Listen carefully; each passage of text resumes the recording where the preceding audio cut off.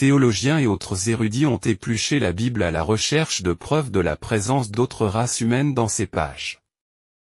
Encore une fois, plus précisément des races humaines qui ne descendaient pas d'Adam et Ève. Deux visions des autres humains dans la Bible ont émergé de cette matrice.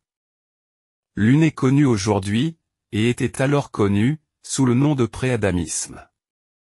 Ceci signifie qu'il y avait des êtres humains sur Terre avant Adam et Ève. L'autre vision était le coadamisme, selon lequel il y avait des êtres humains, toujours dans les pages de la Bible, qui vivaient aux côtés, ou en plus, d'Adam et Ève et de leurs propres descendants. Plus tard, dans le sillage de la théorie de l'évolution de Darwin, qui a manifestement eu un impact considérable, les théories préadamiques et coadamiques sont devenues, pour certains, des moyens d'expliquer les hominidés fossilisés, comme l'homme de Néandertal. Ainsi, comme je l'ai déjà dit, toute idée théologique tirée de la Bible possède un contexte, et dans ce cas précis, ce contexte est vieux de plusieurs siècles, né de circonstances qui ont suscité des questions très précises. C'est une chose d'affirmer que les érudits et les théologiens croyaient pouvoir trouver des êtres humains dans la Bible, en dehors de la lignée d'Adam et Ève.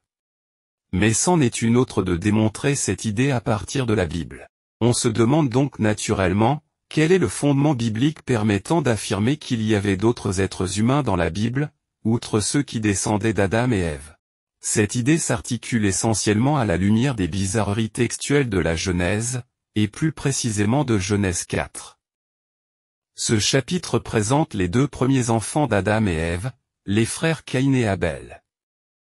Au fil du récit, Caïn assassine Abel, ce qui signifie qu'à ce stade du récit biblique, il n'y avait que 3 humains sur terre, du moins en apparence, Adam, Ève et Caïn. Mais dans le même chapitre où Caïn tue Abel, nous lisons ce qui suit au sujet du jugement de Caïn pour son crime par Dieu. Genèse 4, versets 10 à 17, dit, Dieu dit alors, que as-tu fait? Le sang de ton frère crie vers moi depuis la terre. Et maintenant, es-tu maudit de la terre, qui a ouvert ta main pour boire le sang de ton frère? Quand tu cultiveras la terre, elle ne te donnera plus toutes ses ressources. Tu seras errant, vagabond, sur la terre. Caïn dit à l'Éternel, mon châtiment est trop grand pour que je puisse le supporter. Voici, tu me chasses aujourd'hui de la face de la terre. Je serai caché devant toi, errant, vagabond, sur la terre, et quiconque me trouvera pourra me tuer. L'Éternel lui dit, si quelqu'un frappe Caïn, il sera vengé cette fois. L'Éternel mit un signe sur Caïn, de peur que quiconque le trouverait ne le tue. Caïn s'éloigna de la présence de l'Éternel et habita dans le pays de No, à l'est d'Éden. Caïn épousa sa femme. Elle devint enceinte et donna naissance à Enoch. Il bâtit alors une ville et lui donna le nom de son fils Enoch. Avez-vous saisi les 3 éléments de ce passage qui suggèrent la présence d'autres êtres humains? Alors, pensez-vous qu'il n'y a qu'Adam, Ève et Caïn?